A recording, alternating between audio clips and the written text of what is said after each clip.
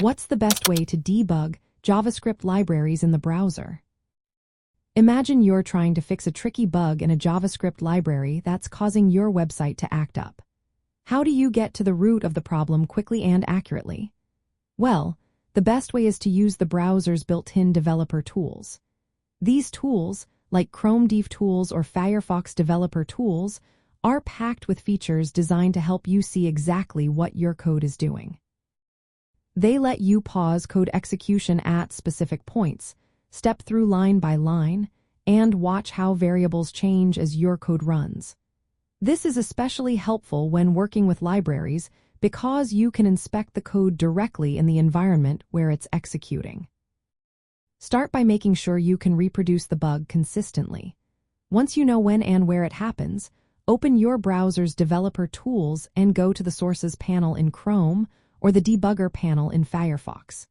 Here, you'll find all the JavaScript files loaded on your page, including your library files.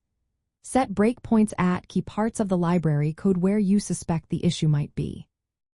When you hit a breakpoint, the code pauses, and you can check the current values of variables, see the call stack, and understand what the code is doing at that moment.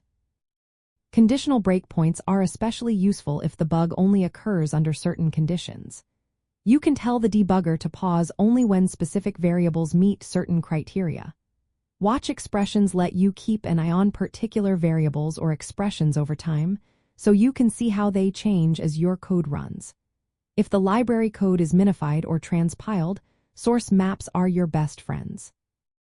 They translate the minified code back to the original source, making it easier to understand and debug. Don't forget about the console. You can add console.log statements directly into your code to track what's happening or evaluate expressions interactively. This is great for quick checks or testing fixes without stopping your code. For asynchronous code, like promises or async functions, use the developer tools to step through asynchronous callbacks and see their states.